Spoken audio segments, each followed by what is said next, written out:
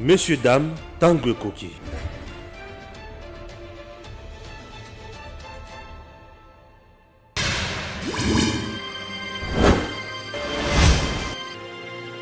Abonnez-vous sur Edem TV officiel. Congolité en République démocratique du Congo, une politique, une polémique bien sûr qui ne prend toujours pas fin. Qu'est-ce qu'il faut faire? Est-ce la loi Noël Tchani doit-elle vraiment mise en application? Est-ce que vous acceptez que cette loi soit appliquée en République démocratique du Congo? Cette loi est-elle politique ou vraiment elle vise l'émergence de notre pays? C'est une première thématique. La deuxième, chers compatriotes, vous devez savoir que le procureur général pour la Cour constitutionnelle avait déjà saisi via son réquisitoire le Sénat. Le Sénat aussi a déjà répondu et une commission sera mise sur pied d'ici là, d'ici les 12, pour tabler sur ce dossier plutôt.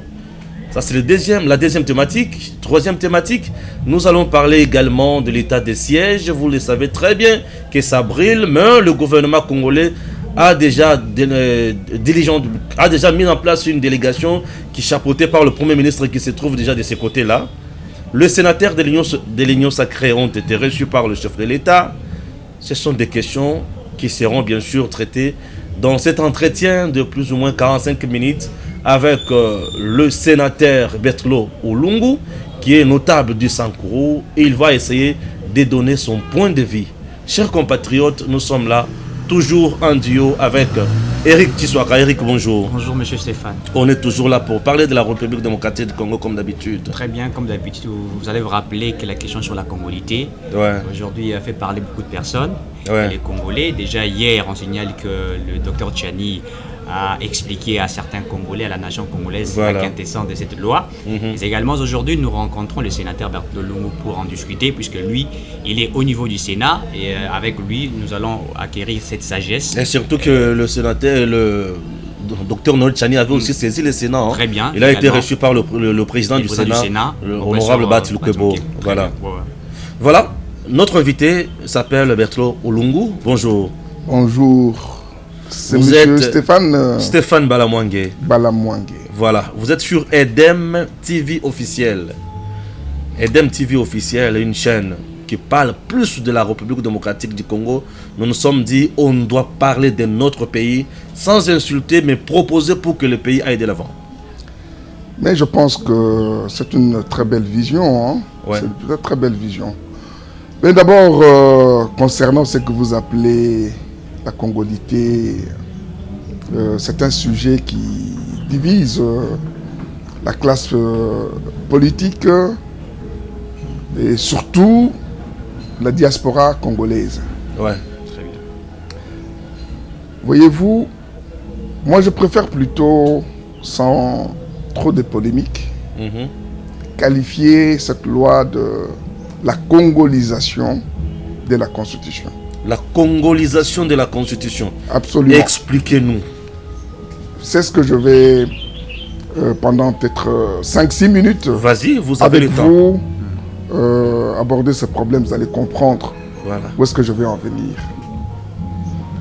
Vous savez, il est quand même un peu étonnant, aberrant, de parler de ces choses lorsqu'on a un certain vécu.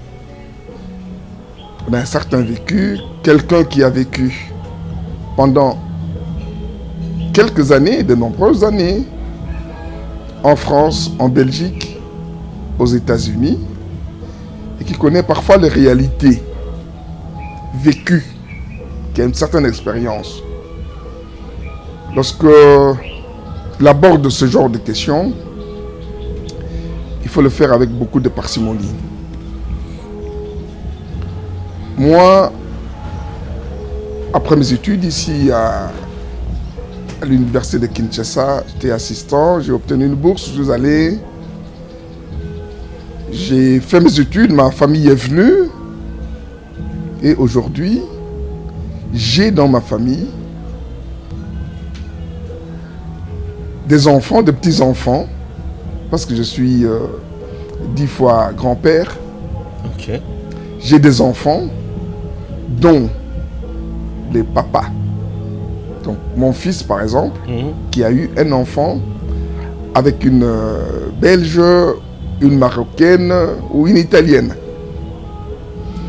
Alors on dit à mon petit-fils que monsieur, même si vous avez la nationalité congolaise, vous ne pouvez pas un jour prétendre être président de la République, ou être chef de l'armée congolaise, ou être président du Sénat ou président de l'Assemblée nationale, ni moins responsable au niveau de l'ANER. Alors, loin de moi, l'idée de rapprocher cette loi avec les événements politiques à venir ou présents,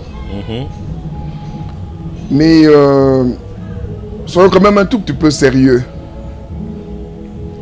Nous connaissons Obama parce que nous avons vécu, ou l'initiateur de cette loi a vécu aux États-Unis.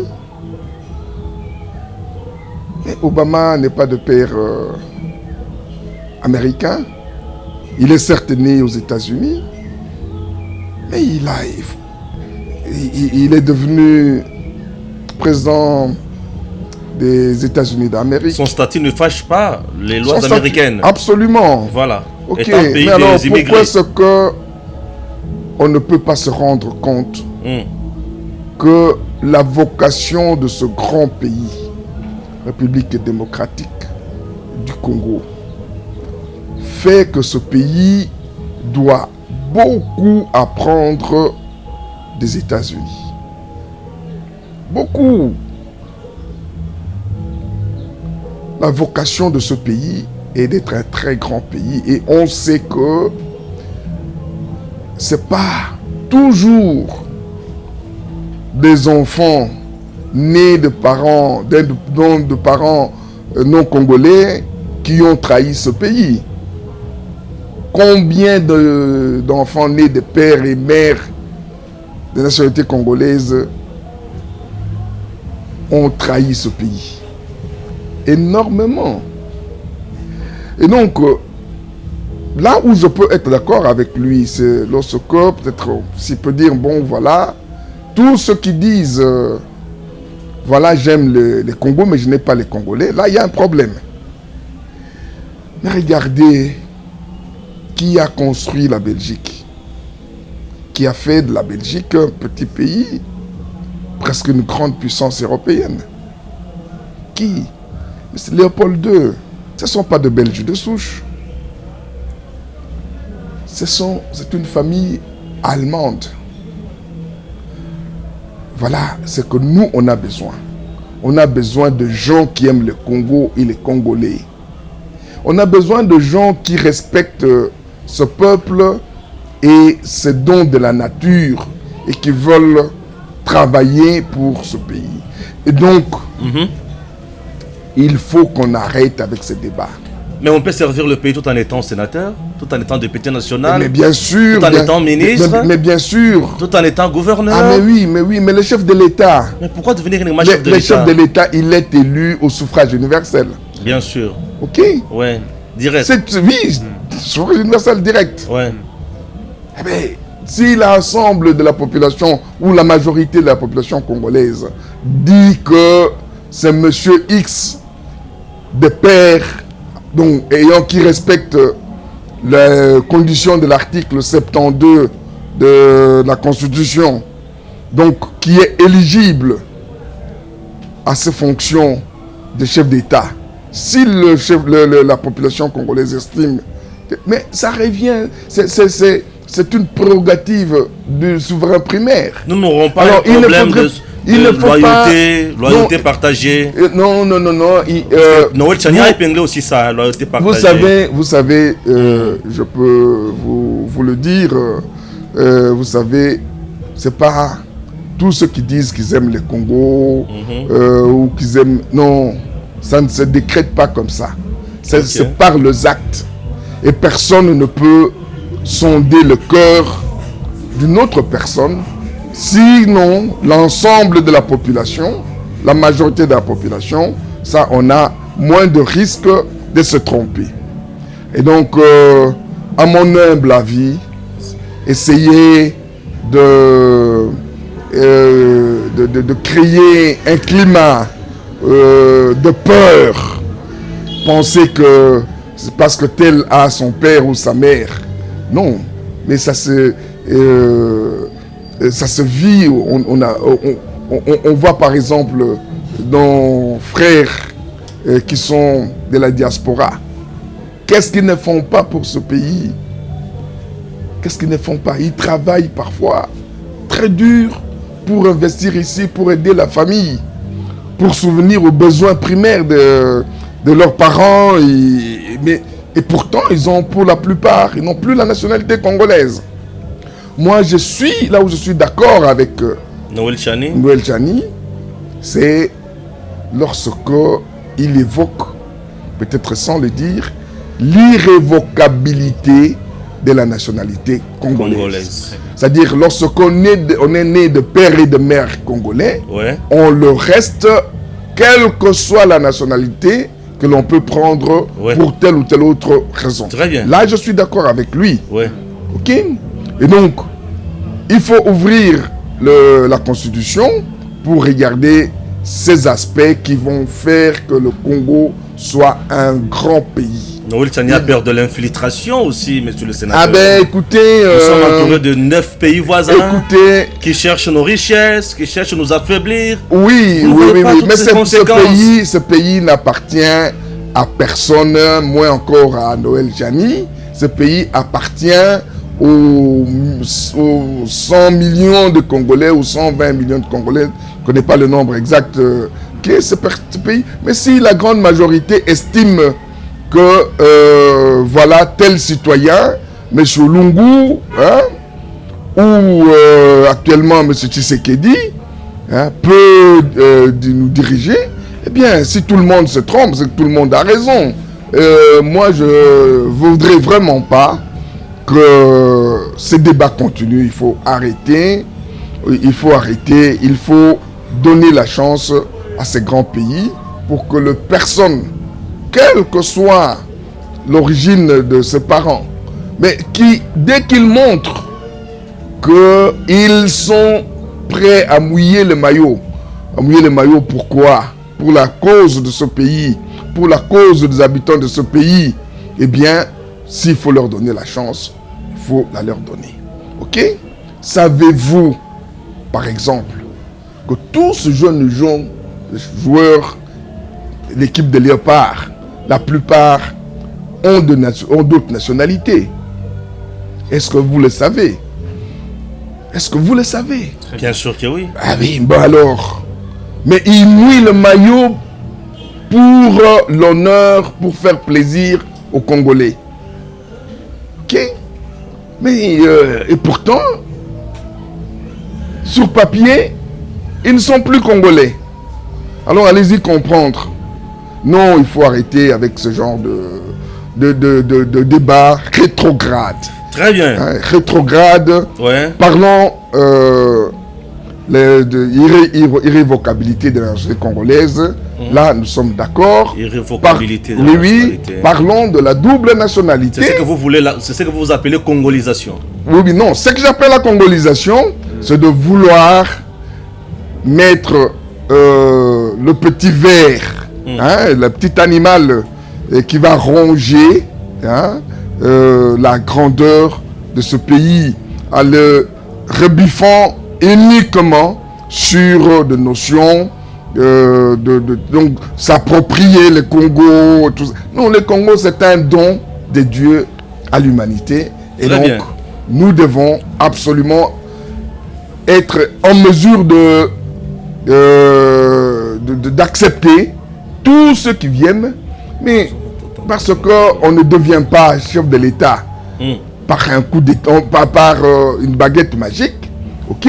On devient, on voudrait en tout cas, étant donné que nous sommes suffisamment lancés dans le processus de la démocratisation de ce pays, on voudrait que le chef d'État soit élu par la population.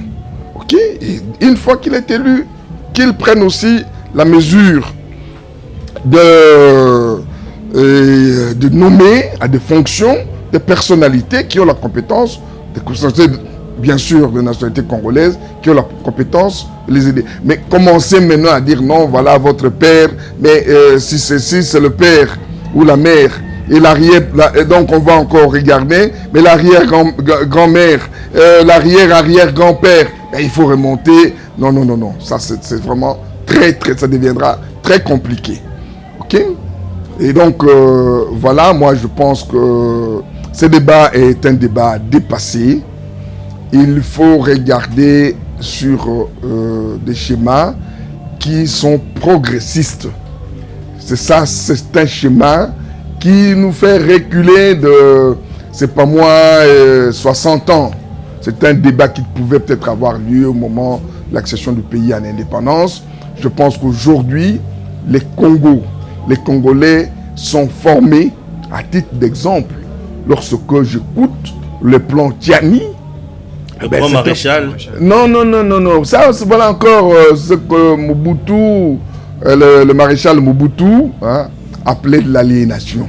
Appelez-le le plan Tiani. Le plan Tiani, oui. Il faut que le Congolais commence à comprendre qu'ils ont envoyé leurs enfants dans les grandes écoles et que leurs enfants sont capables de mettre de propositions, de projets pour le développement de ce pays. Et félicitations sur ce coup-là à Noël Tiani d'avoir un plan bien articulé pour le développement de notre pays. Mais arrêtez de l'appeler par Marshall, appelez-le plan Tiani pour le développement de la RDC. Très bien, c'est bien compris, monsieur le sénateur. Eric a accepté qu'on passe directement au deuxième point. Je suis disposé. Accepté qu'on passe directement au deuxième point, puisque le sénateur était très clair sur le premier dossier. J'avais juste une question par rapport à ça. Oui, vas-y, et puis on va...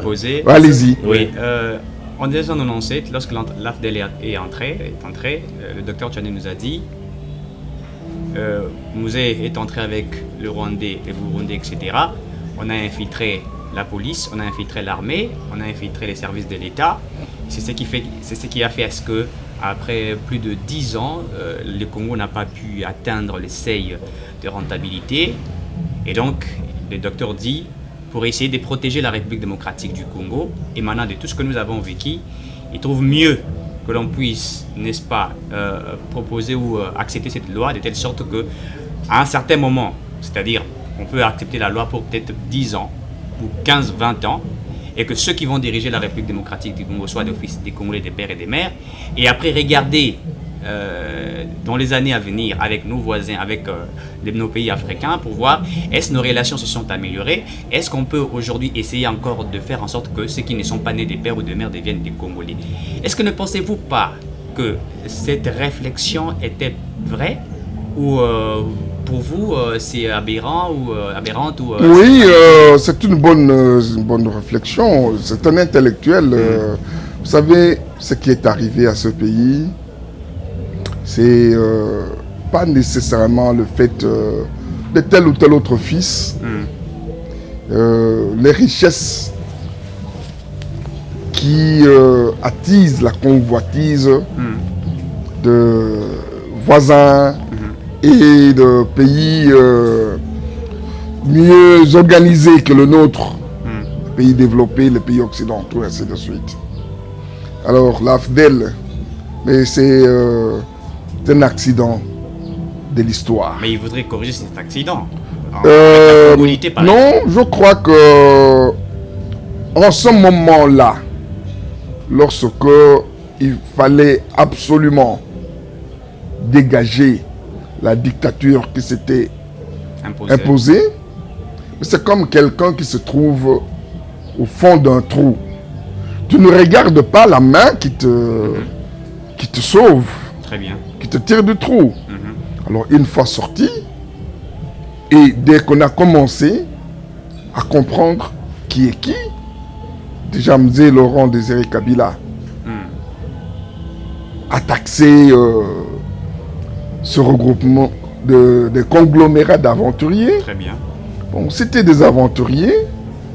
Ceux qui ont saisi la balle au bon et qui ont pu régulariser leur situation, donc pour devenir de Congolais, on ne va plus le régner parce qu'ils n'ont fait aucune demande à personne. Ils sont entrés dans un état, dans un non-état, et puis ils se sont accaparés des choses. Mais la nature, vous savez, la nature reprend toujours ce droit lorsqu'il le faut.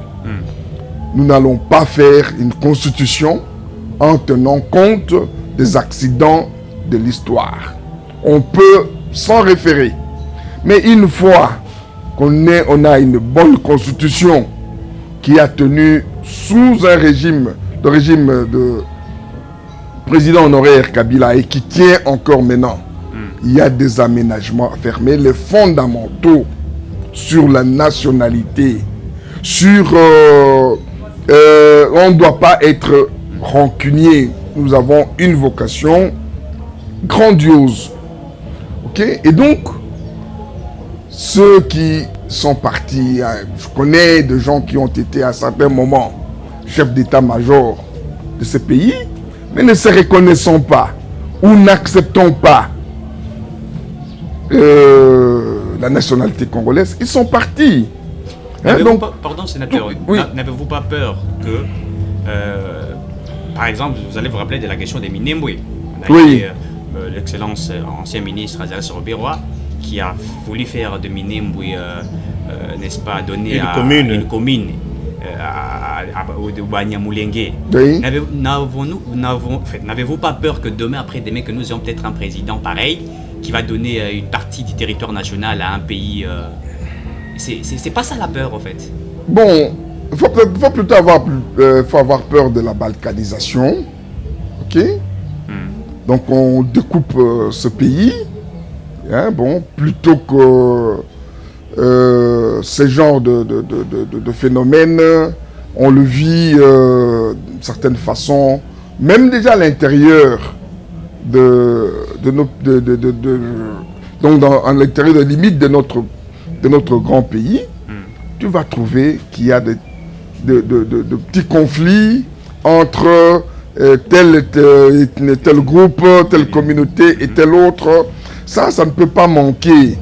Mais je pense que la grande majorité des Congolais, j'ai l'impression qu'on prend des Congolais comme des petits-enfants qui ne savent pas réfléchir, qui ne peuvent pas voir le mal et crier, dire non, non, non, là, ça ne va pas, ça ne passe pas.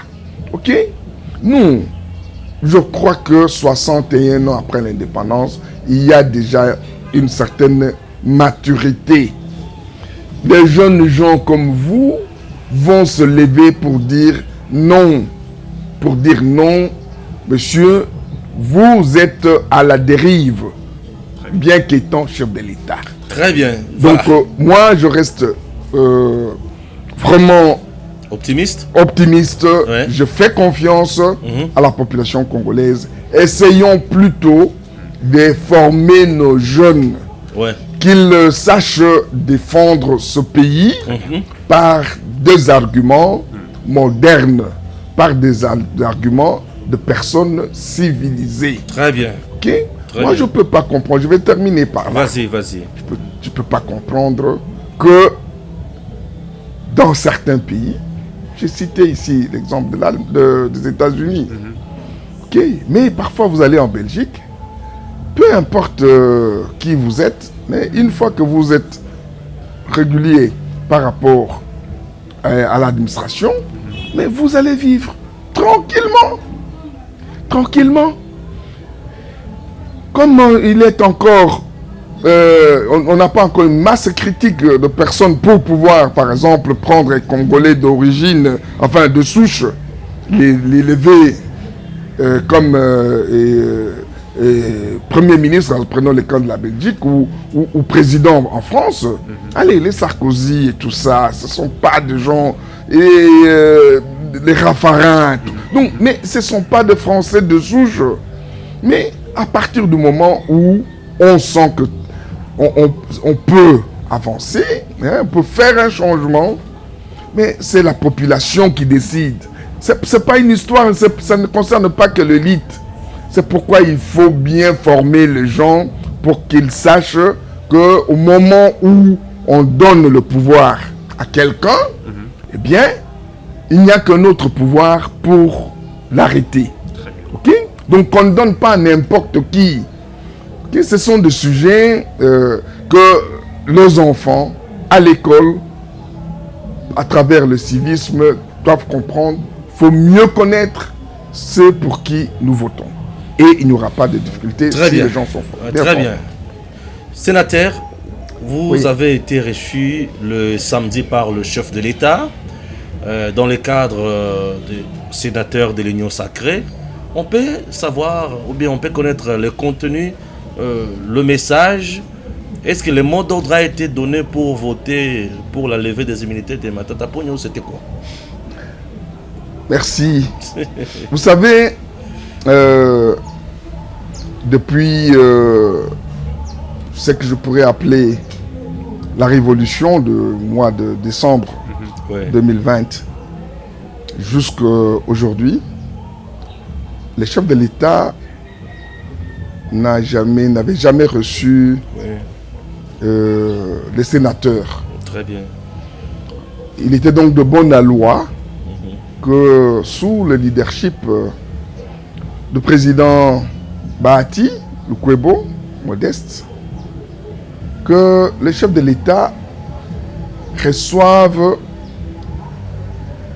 le sénateur pour, entre autres, expliquer la quintessence de son action. Et nous avons été bien édifiés par la détermination d'un Congolais de souche, le premier citoyen de la République, par sa volonté.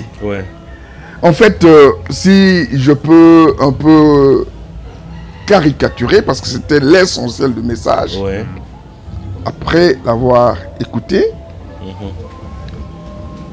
je dis, voilà, le chef de l'État nous a appelés pour nous dire « Yes, we can ». Oui, nous pouvons. Oui, nous pouvons développer ce pays. Très bien. Oui, nous pouvons nous battre contre les anti-valeurs sans nécessairement appartenir à un parti politique. Très bien. Les chefs de l'État croient au génie congolais. Qu'ensemble, de bonne volonté, il dit, restez chacun dans son parti politique, c'est un choix. Mais j'avais besoin d'une masse critique, d'un nombre important de Congolais qui sont aussi déterminés que moi pour nous battre, nous rassembler afin de servir notre population. Très bien. Donner un sens au pouvoir. Ne pas considérer le pouvoir pour le pouvoir. Ne pas considérer le pouvoir pour la jouissance qui amène à des détournements, à la corruption, parce qu'on veut accumuler rapidement des richesses. Construire des grandes maisons. Construire des grandes maisons, oubliant la population. Voilà. Et sur cet aspect, il l'a convaincu. On était plus ou moins 90, 90 sénateurs. On l'a écouté religieusement. Et sous ce ton-là, on aurait pu passer toute la nuit à écouter le président de la République. Mais il vous a séduit. Il nous avait toujours séduit, mais en direct comme ça. Il a été génial, formidable. Franchement, et ben, si la perfection n'est pas de ce monde, mais le président de la République a atteint un niveau vraiment très élevé. Il était bien sûr fatigué par les activités. Il était la veille ou le même jour, d'ailleurs déjà au matin, il était encore à Brazzaville, Bon, et il est revenu et il nous a reçus aux environs de 19h30, 20h. Et pendant près d'une heure, il a parlé, il nous a expliqué. Il a parcouru avec nous quasiment son programme d'action. C'est un démocrate. Il a eu, j'espère, lui ne veut pas se mêler dans ces débats de la congolité. Oui. Il a eu à nous dire quelque chose par rapport... Qu'est-ce qu'il a dit? Ah ben ça, je lui laisse le soin, le moment venu d'en parler. C'est quoi son point de vue? Je ne suis pas le porte-parole du chef de l'État, mais je peux... donc ça, c'était un avis personnel, mais il nous a aussi parlé sur la pandémie, la Covid, troisième vague, et c'est ainsi d'ailleurs qu'on a dû abréger.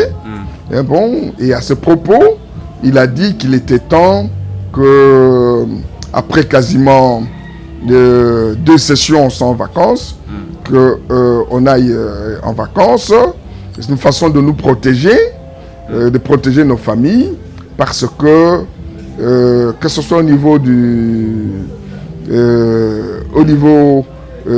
Sénat ou de l'Assemblée nationale, il y a beaucoup de cas qui sont déclarés positifs.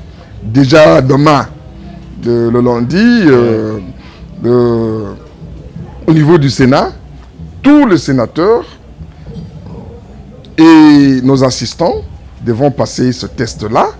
Et donc, il nous a parlé, il nous a dit, voilà, il va très probablement renforcer les mesures barrières au courant de la semaine prochaine.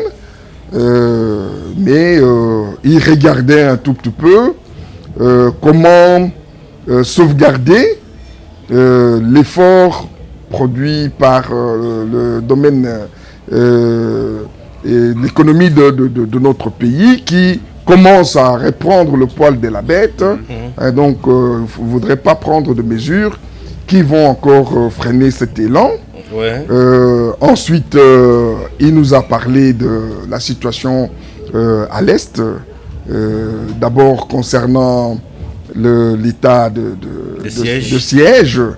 Il nous a demandé à ce propos qu'il solliciterait, le gouvernement solliciterait une loi d'habilitation pour permettre justement à l'exécutif de proroger tant que faire se peut cet état-là jusqu'au moment où on va chasser, on va bouter dehors, on va anéantir l'ennemi. Voilà. Et donc ça c'était par rapport à ça, et il nous a dit voilà que l'état de droit était aussi une grande préoccupation. Et là, il n'y a pas de super citoyens, tous sont égaux. On ne doit pas donner l'impression que il y a une catégorie de citoyens privilégiés qui sont au-dessus de la loi. Il faut que cet élan-là, qui va pouvoir donner la confiance à la population, donc de croire à ce que notre volonté de le servir est évidente. Ok. Alors, voilà, et puis de toute façon... je vous ai bien compris, s'il vous plaît, sénateur. Si je vous ai compris là-dessus, ça veut dire que c'est une façon de vous demander que non, ne freinez pas ou ne bloquez pas la levée des immunités de Matata Ponyo. Bon, vous savez, le chef lorsqu'il parle, non, c'est même pas un langage codé. Il ne veut pas donner l'impression qu'il est contre X ou Y. Il a de principes. Et c'est ça que j'aime dans cet homme-là. Il y a de principes. Il vous dit, non, voici, c'est comme vous vous adressez à vos enfants. Bien sûr. Non, bon, voilà, attention. Avant de traverser, il faut regarder à gauche, à droite. Avant de traverser une route, il faut regarder à gauche et à droite. Ok. Bon, mais l'enfant peut ne pas regarder à gauche et à droite, essayer de traverser. Parfois, survient un accident, parfois ça ne vient pas. Mais voilà, hein, donc un chef, un responsable, comme ça, il n'avait jamais cité le nom de quelqu'un pendant près d'une heure. Et maintenant, il appartient au sénateur sur base de cette information qu'il savait par ailleurs, et sur base du dossier, regarder ce qu'il faut faire. Hein, bon, parce que la présomption d'innocence, c'est pour un certain temps. Mais donc, dès que le jugement, dès que l'affaire n'est pas encore jugée, mais vous allez garder cette présomption, parce que l'affaire, c'est pas parce que le sénateur a refusé de lever l'immunité que ça mène l'extinction de l'affaire en justice. Non. C'est peut-être momentané, peut-être qu'il vaut mieux à un certain moment dire, bon voilà, qu'on en finisse. Hein, qu'on en finisse. Voilà. Donc, très bien. Il a bien dit, hein, bon, je vous mets devant vos responsabilités. Mais il faut penser à tout ce que nous voulons faire, à tout ce que nous sommes en train de faire, mais que cela se fasse dans la transparence. C'est un mot qui est revenu plusieurs fois. Et c'est long. Même lorsque il a abordé les réformes au niveau de la CENI. C'est une question que notre ami va vous poser d'ici là. Ok.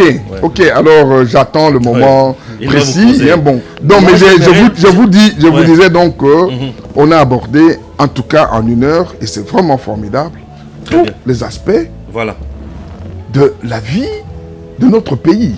Ah mais c'est formidable.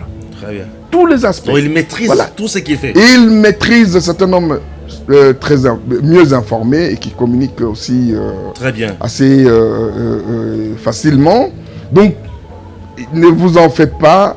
Il a le temps et je ne sais pas comment il fait. Hein, donc, de regarder même dans les réseaux sociaux. Il est partout. Oui, parce qu'il en a parlé un peu. Non, dans les réseaux sociaux. Même nous aussi, il nous suit. Voilà. Je l'espère. Mais en tout cas,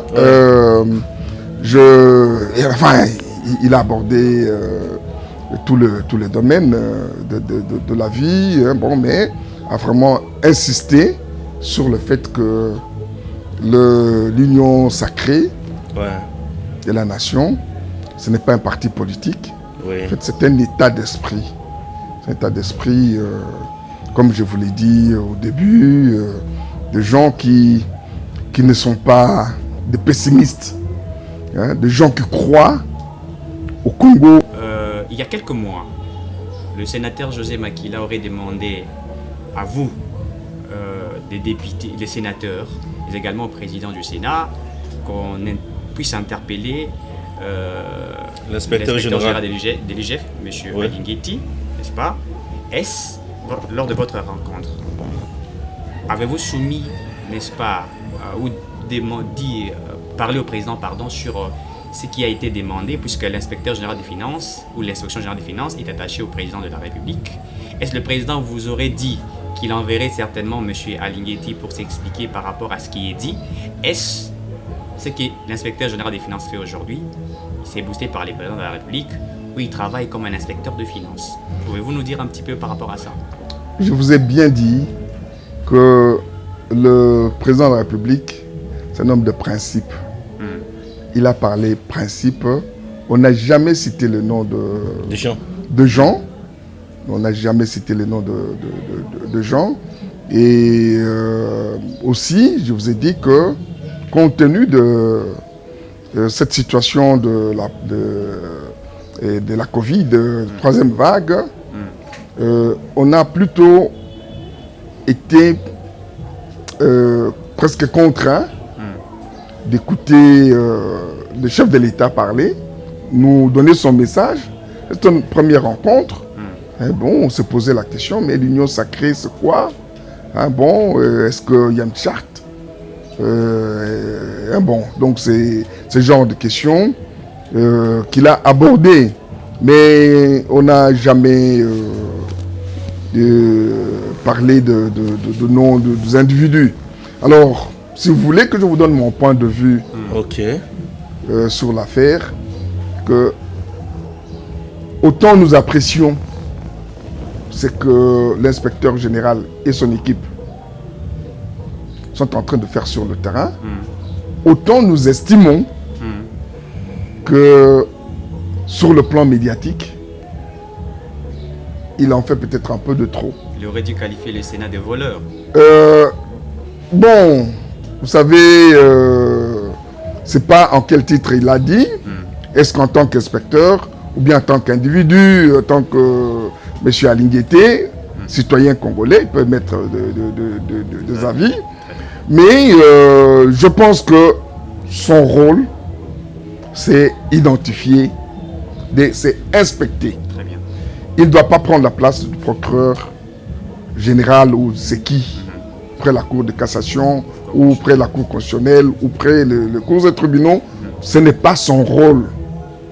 Très bien. Il doit être moins bavard. Il doit simplement présenter des faits. C'est peut-être la mentalité quinoise. Peut-être l'excès de zèle. Peut-être que, comme c'est au début, il veut prêcher par la peur du gendarme. Pour dire, bon, voilà, attention. C'est pas une bonne politique, ça? Ah ben, vous savez, dans un état de droit, ça peut glisser très vite. Hein? Ok. Vous dites que le Sénat, comment vous avez dit? De voleur. De voleur. Bon, heureusement que c'est une personne morale. Très bien. Mais imaginez-vous qu'il ait dit Oulungu est un voleur. Oulungu est sénateur. Bien sûr. Imaginez-vous qu'il ait dit Oulungu est un voleur. Ou même Matata est un voleur. S'il détient des preuves. Même s'il détient des preuves. S'il détient des preuves. Ça c'est autre chose. Mais ce n'est pas à lui de le dire de cette façon-là. Très bien. C'est pas à lui. Donc voilà un peu. Très bien. On veut bien, on aime bien, on n'a pas de problème. Qu'il fasse son travail. Mais qu'il sache aussi que mais l'état de droit, c'est parfois lorsque je passe dans la rue ici, je voyais bien, j'habite en pleine cité. Parfois je trouve qu'on a mal, il y a un véhicule qui est là, seulement. Non, pas mal garé, qui est là peut-être depuis 2 mois. Je dis, j'appelle les garagistes, je dis, mais mon cher, tu sais que on peut venir, l'État peut venir enlever. Non, Moutoukanaï. Non. Mais Moutoukanaïo, ça peut pas, là, dans un état de droit, ça peut pas se trouver sous la voie publique sans assurance. Est-ce que le véhicule est assuré? Je peux dire que non, parce que ça fait 3 mois que je passe ici et que ce véhicule est là. Bon, ce qui est état de droit, mais non. Donc, il faut effectivement qu'on arrive à expliquer aux gens le contenu de l'état de droit. Très bien. Ok. Parlons maintenant de la CENI. S'il te plaît, j'avais une question que j'ai oubliée. C'est toujours en ce que fait bien sûr l'IGF.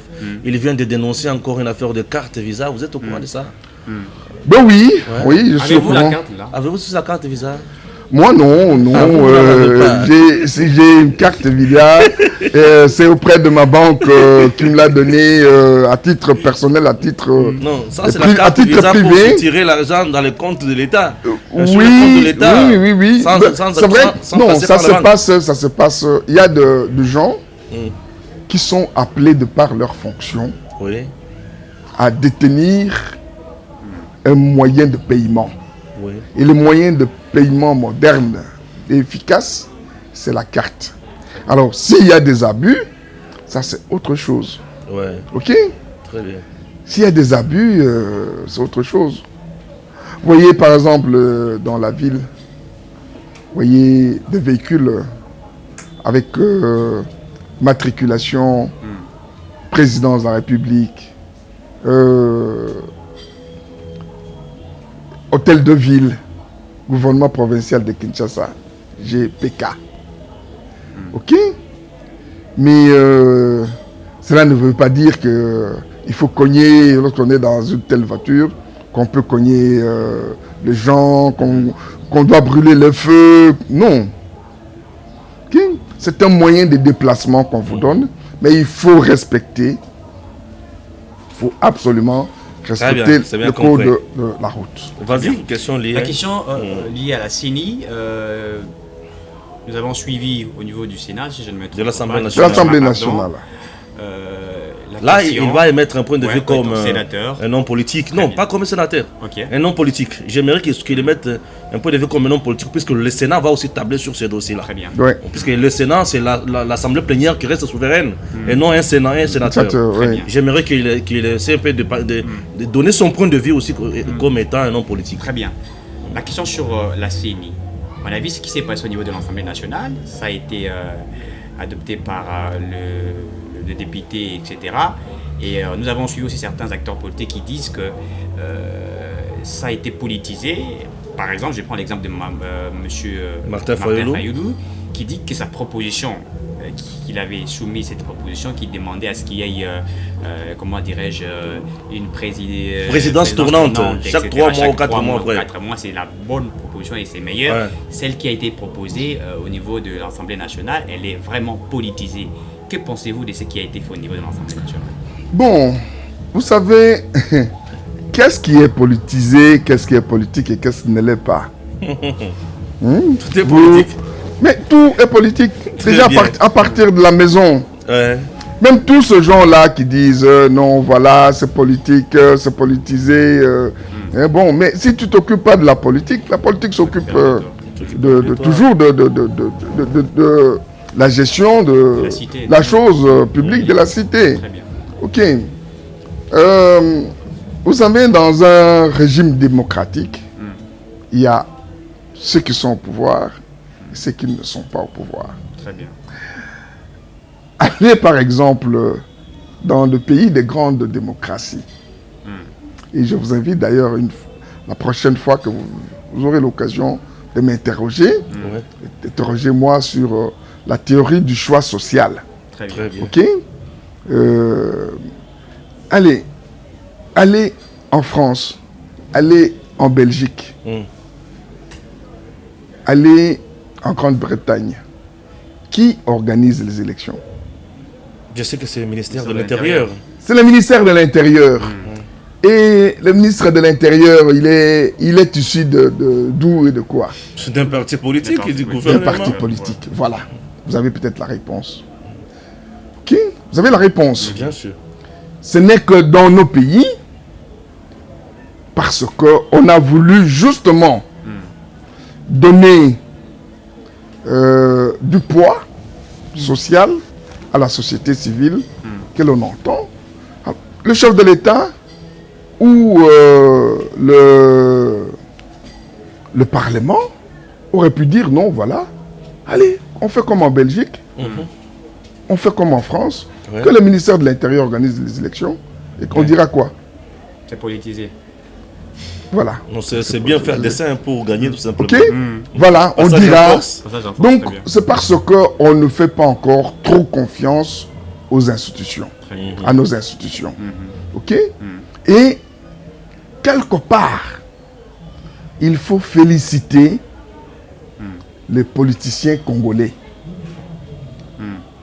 d'accepter que des gens qui sont par ailleurs irresponsables par rapport à la gestion du pays, qu'on leur donne cette fonction-là d'arbitre ou d'organiser les élections. Très bien. Dernière question, vous allez nous parler même en 2 minutes. Ouais. Notable de Sankuru, l'un des notables bien sûr. Monsieur le sénateur Olongo. Ancien gouverneur du Sankuru. Ancien gouverneur. Les Sankuru aujourd'hui, province qui ne décolle pas, ça ne marche pas.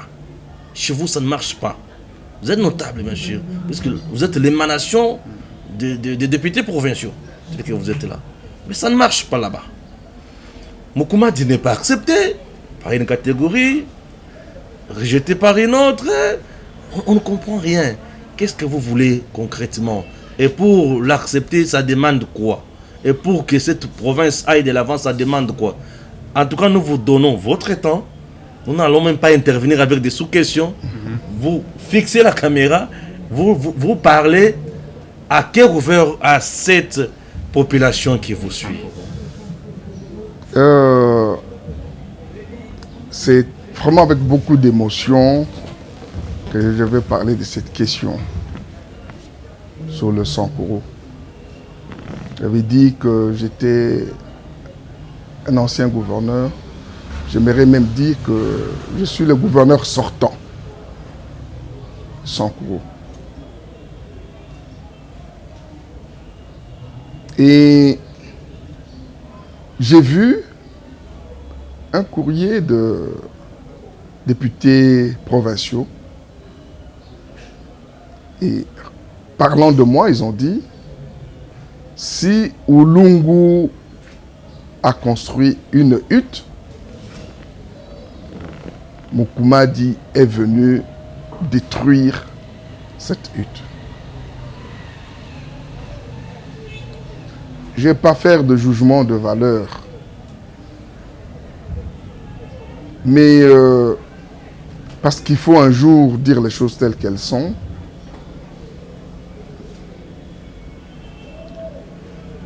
Eh bien, voilà encore là un accident de l'histoire. Quelqu'un qui n'a jamais été préparé pour gérer la chose publique. Il a eu la chance d'être au bon endroit, au bon moment, parce que pour des raisons de politique politicienne, on en voulait à son concurrent, l'honorable Lambert Mende.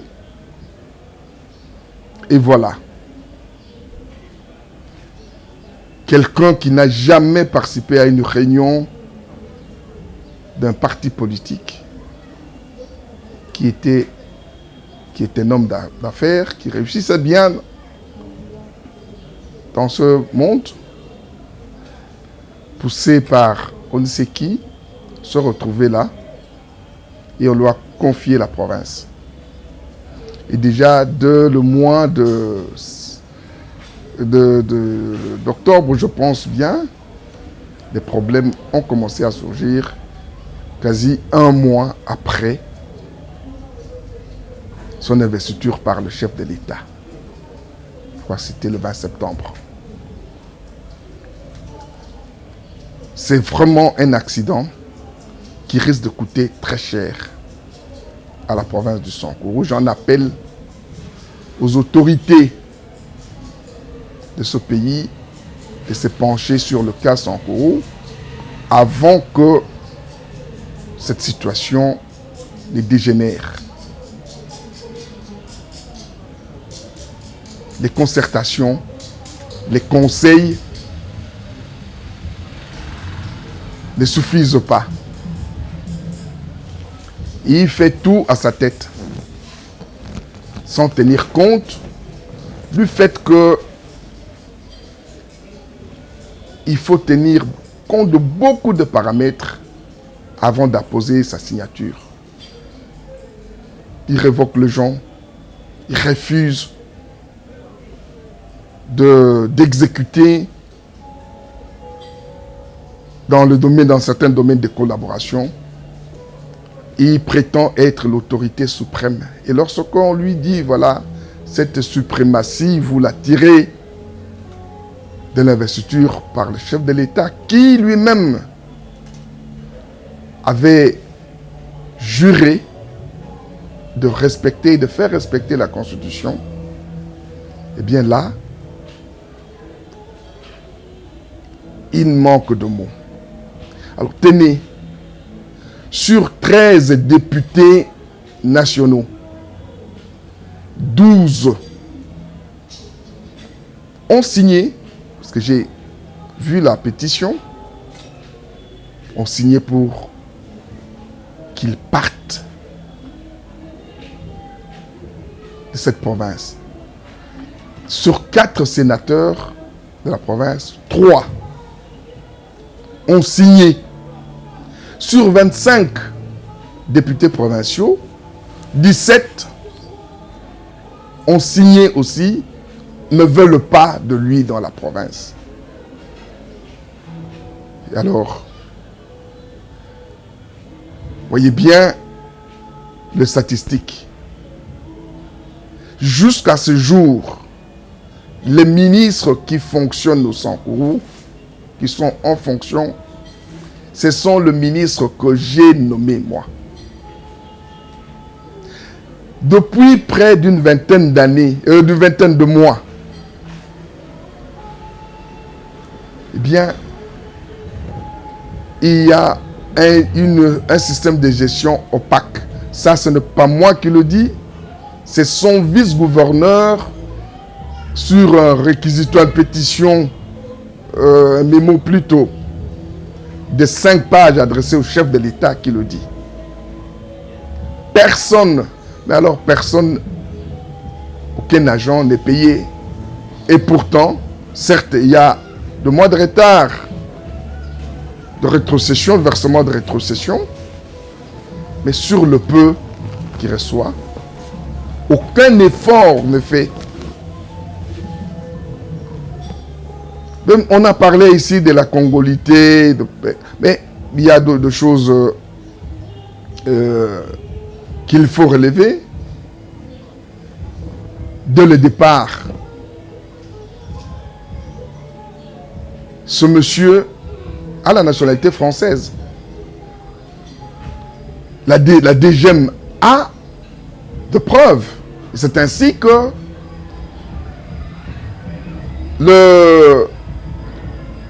la cour d'appel du Sankourou avait validé sa candidature et par de jeu d'influence, il y a une autre juridiction qui est revenue sur cette décision pour le remettre en place. Heureusement que hier, nous avons été vraiment consolés lorsque le chef de l'État reconnaissait qu'il y a beaucoup d'abus aussi en justice et qu'il était en train d'imaginer, de penser, de réfléchir sur une forme de police pour juger le rendu. Et donc, voilà un imposteur. Voilà un imposteur qui en 22 mois ou 23 mois de présence au Sankourou ne peut pas totaliser 2 mois de vie au Sankourou.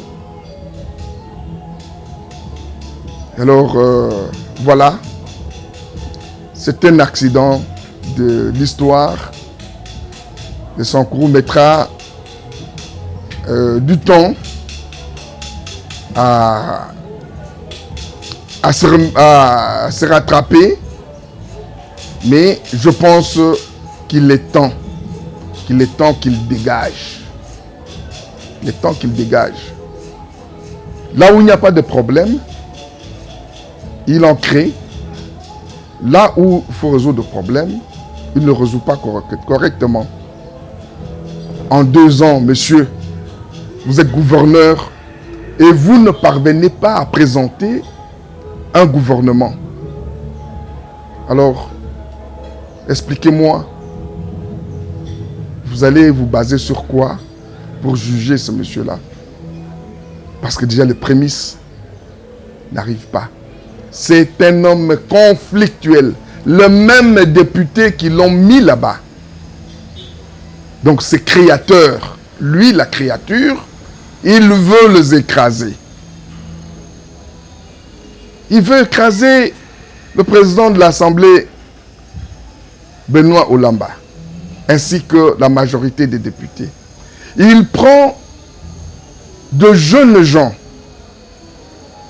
parmi lesquels certains sont reprochés de faits de banditisme, de faits de citation à commettre de meurtre. Et il le place dans son gouvernement simplement parce que ils lui font allégeance, parce qu'ils ont besoin d'argent. Vous imaginez, un tout petit peu, je vais m'arrêter là peut-être, quelqu'un qui bloque le compte de la province, la province va avec cette personne devant le cours des tribunaux. Et pendant que l'affaire suit son cours dans le cours des tribunaux, voilà, par un coup de baguette magique, le gouverneur fait de cette personne ministre provincial. Donc ça, c'est vraiment les combles. Nous avons touché les fonds. Nous avons touché les fonds. Cette personne doit pouvoir partir et elle partira de gré ou de force. Très bien. Tel sera son dernier mot et il s'appelle Bertrand. Je m'appelle Berthold. Berthold. Wow. Ulungu Ekunda Lukata. Je suis présentement sénateur. Ouais. Je suis professeur d'université. Très bien. Et on nous aurait appris que vous enseignez la mathématique. Je suis mathématicien de formation, mais pas les mathématiques pures comme on dit. Je suis mathématicien appliqué. Merci. Science un peu difficile là. Mais oui, mais oui, mais oui. Merci beaucoup, chers compatriotes. Acceptez qu'on vous dise au revoir et à la prochaine.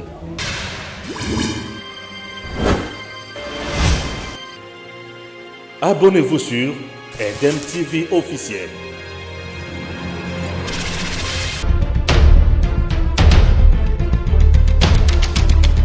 Tango Koki.